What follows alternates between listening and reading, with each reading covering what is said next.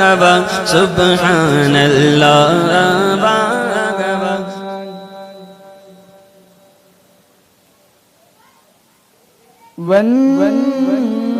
والنجم والشجر يسجدان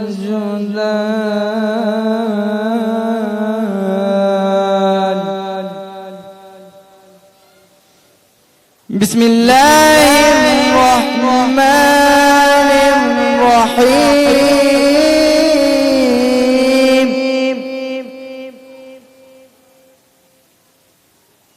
بسم الله الرحمن الرحيم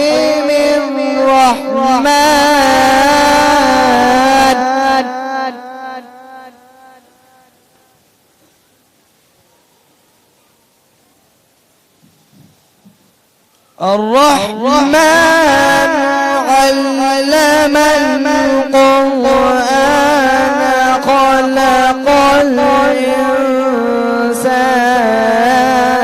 الإنسان علمه البيان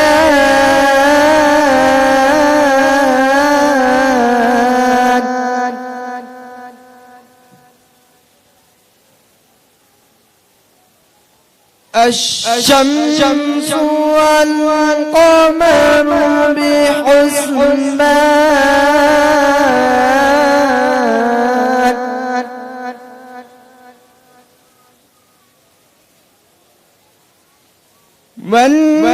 والنجم والشجر يسجدان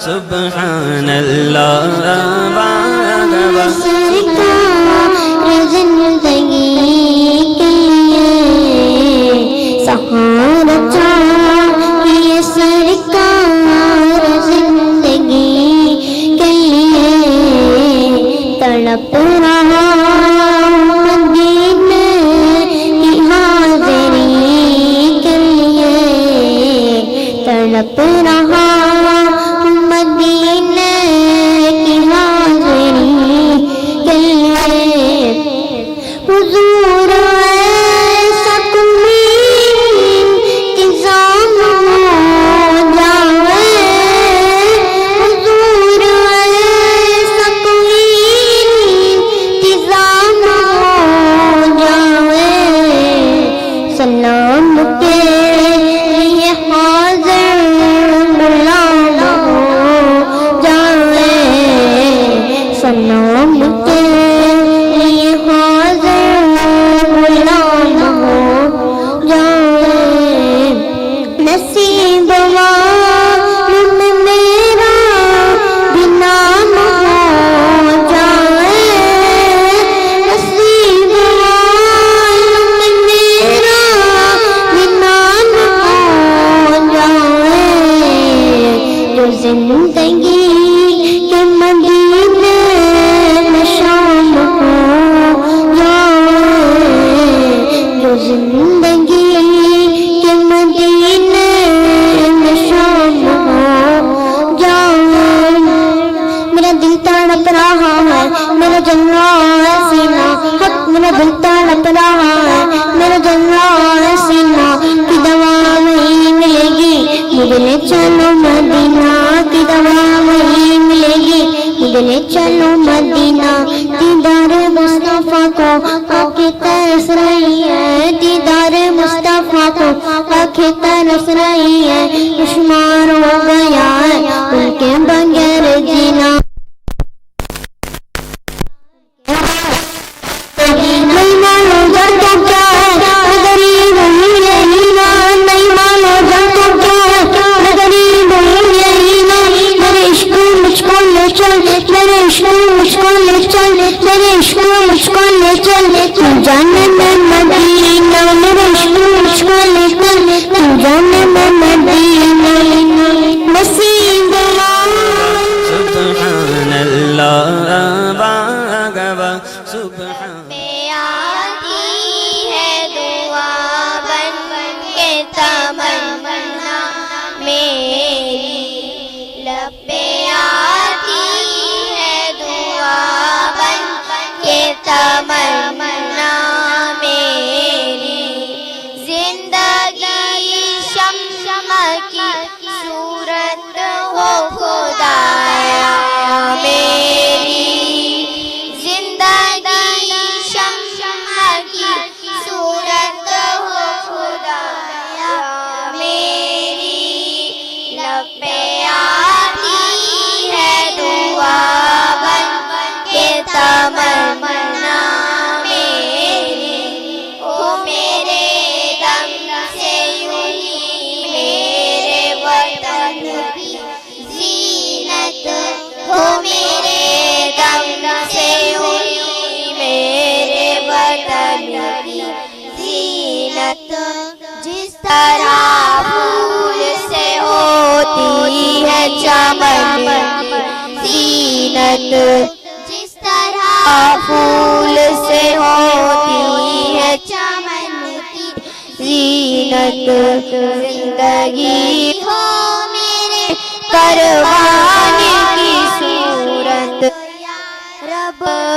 زندگی ہو میرے کاروان کی صورت یا رب، علم کی شمع سے ہو مجھ کو محبت یا رب، علم کی شمع سے ہو مجھ کو محبت یا رب، ہو میرا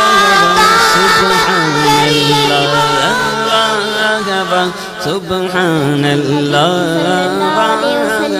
العلم نور، حضور صلی اللہ علیہ وسلم نے ارشاد فرمایا علم روشنی ہے۔ قال النبی صلی اللہ علیہ وسلم الصبر ضیاء، حضور صلی اللہ علیہ وسلم نے ارشاد فرمایا صبر اجالا ہے۔ قال النبی صلی اللہ علیہ وسلم الدین یسر، حضور صلی اللہ علیہ وسلم نے ارشاد فرمایا سبحان اللہ ربنا وابعث فيهم رسولا منهم يتلو عليهم آياتك ويعلمهم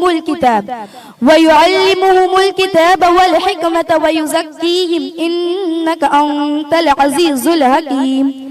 اے رب ہماری اور بھیج ان میں سے ایک رسول اور انہی میں سے جن پہ تیری آیت تلاوت فرمائے، اور انہیں تیری کتاب اور پختہ علم سکھا، اور انہیں خوب ستھرا فرما، بے شک تو ہی ہے غالب حکمت والا۔ میرے پیارے آقا صلی اللہ تعالی علیہ وسلم کے پیارے دیوانوں، آیت کریم سے اس بات کی وضاحت فرما دی گئی ہے کہ رسول اللہ صلی اللہ تعالی علیہ وسلم کی بعثت 3 مقاصد پہ ہے۔ پہلا، کلام اللہ کی تلاوت فرما کر توحید اور رسالت کی تبلیغ فرمانا۔ دوسرا، علم و حکمت کی تعلیم فرمانا۔ تیسرا، نفوس انسانیہ کو برائیوں اور گناہوں سے پاک فرمانا۔ معلوم ہوا کہ علم دین بھی وہ عظیم مقصد ہے جس کے لیے خالق کائنات نے اپنے محبوب صلی اللہ تعالی علیہ وسلم کو دنیا میں بھیجا۔ افسوس، صد افسوس، ہم علم دین سے اس قدر دور ہوتے جا رہے ہیں کہ ہم اپنے بچوں کو دنیاوی تعلیم سے آراستہ کرنے کی فکر تو کرتے ہیں، لیکن ہم یہ کبھی نہیں سوچتے ہیں کہ ہم اپنے بچوں کو دینی تعلیم سے کس طرح آراستہ کریں۔ اللہ تعالیٰ سے دعا ہے کہ ہم سب کو علم دین حاصل کرنے اور بچوں کو علم دین سے آراستہ کرنے کی توفیق عطا فرمائے۔ سبحان اللہ جو بچلائے ان سب کو حق جاننے اور سچے دل سے ماننے کو ایمان کہتے ہیں۔ ایمان کے بیان کی کتنی قسمیں ہیں؟ ایمان کے بیان کی 2 قسمیں ہیں۔ نمبر 1 ایمان مجمل، نمبر 2 ایمان مفصل۔ ایمان مجمل کسے کہتے ہیں؟ ایمان کے مختصر بیان کو ایمان مجمل کہتے ہیں۔ ایمان مفصل کسے کہتے ہیں؟ ایمان کے تفصیلی بیان کو ایمان مفصل کہتے ہیں۔ سبحان اللہ ارکان اسلام کے تعلق سے اور کچھ باتیں ڈیٹیل یعنی تفصیل میں بتاتی چلوں۔ اسلام کی بنیادی 5 چیزوں کو ارکان اسلام کہتے ہیں۔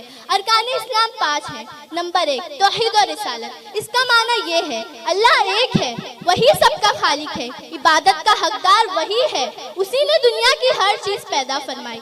اللہ تعالیٰ نے انسانوں کی ہدایت کے لیے 1,24,000 یا کم و بیش 2,24,000 نبی اور رسول بھیجے۔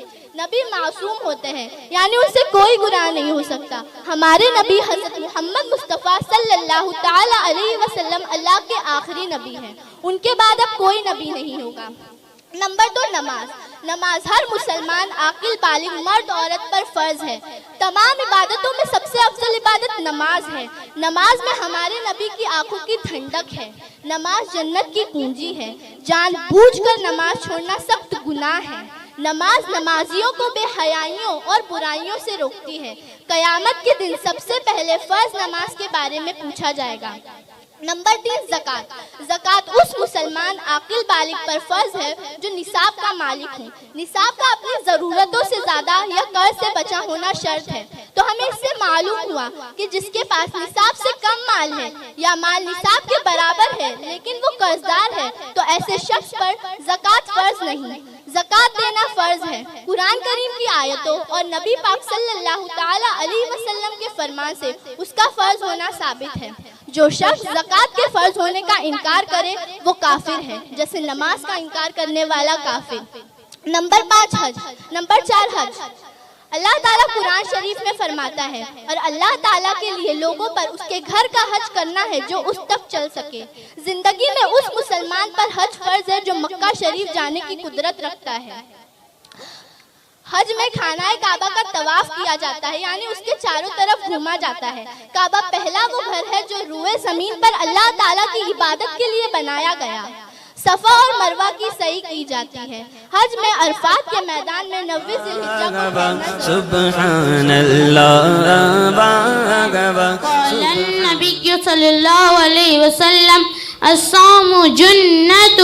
حضور صلی اللہ علیہ وسلم نے ارشاد فرمایا سبحان اللہ۔ الحمد للہ رب العالمین، سب تعریف اللہ کو جو مالک سارے جہان والوں الرحمن الرحیم، بہت مہربان نہایت رحم والا، مالک یوم الدین، روز جزا کا مالک، ایاک نعبد و ایاک نستعین، ہم تجھی کو پوجے اور تجھی سے مدد چاہتے، اہدنا الصراط المستقیم، ہمیں سیدھا راستہ چاہتے، صراط الذین انعمت علیہم راستہ ان کا جن پر تو نے احسان کیا، غیر المغضوب علیہم ولا الضالین۔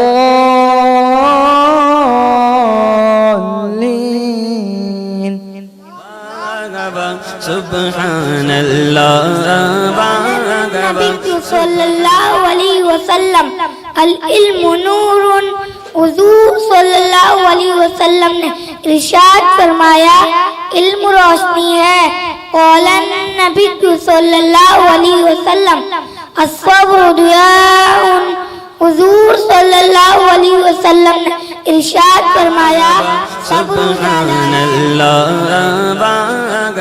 علی رضی اللہ تعالیٰ عنہ ترتیل کی وضاحت فرماتے ہوئے ارشاد فرماتے ہیں الترتیل هو تجوید الحروف و معرفت الوقوف، یعنی قرآن کو ترتیل کے ساتھ پڑھو اور وقوف کی معرفت حاصل کرنا اور وقف کی پہچان حاصل کرنا، یہ ترتیل ہے۔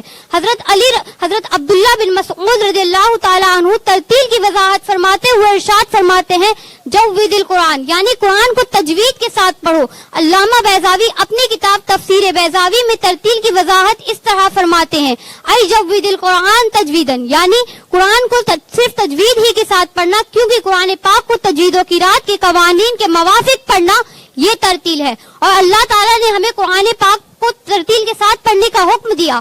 ایک اور مقام پر اللہ ارشاد فرماتا ہے الذین آتینہ الکتاب یتلونہ حق تلاوتی، یعنی وہ لوگ جن کو ہم نے قرآن عطا فرمایا وہ اس کی تلاوت اس طرح کرتے ہیں جس طرح تلاوت کرنے کا حق ہے، جس طرح تلاوت کرنے کا حق ہے۔ تفسیر جلالین میں اس آیت کی تفسیر یوں بیان کی گئی ای یقرؤون کما انزل، یعنی قرآن کی تلاوت اس طرح کرنی چاہیے جس طرح کہ وہ نازل ہوا۔ قرآن پاک عربی زبان میں نازل ہوا تو ہمیں چاہیے کہ قرآن پاک کی تجوید کے قوانین کو سیکھ کر اسے عربی لب و لہجے میں کرم کی نظر یا شہی بہروں ہو کرم کی نظر سب کی بگڑی بنانا تیرا کام ہے سب کی بگڑی بنانا تیرا کام ہے یا شہید بہروبر ہو کرم کی نظر یا شہید بہروبر ہو کرم کی نظر سب کی بگڑی بنانا تیرا کام ہے سب کی بگڑی بنانا تیرا کام ہے سب کی بگڑی بنانا تیرا کام ہے ٹھوکریں کھا کے گرنا میرا کام ہے ٹھوکریں کھا کے گرنا میرا کام ہے ہر قدم پر اٹھانا تیرا کام ہے ہر قدم پر اٹھانا تیرا کام ہے سب کی بگڑی بنانا تیرا کام بولو سب کی بگڑی بنانا تیرا کام ہے میرے دل میں تیری یاد کا راز ہے میرے دل میں تیری یاد کا راز ہے ذہن تیرے تصور کا محتاج ہے ذہن تیرے تصور کا محتاج ہے ذہن تیرے تصور کا محتاج ہے ایک نگاہ کرم میری لاج ہے ایک نگاہ کرم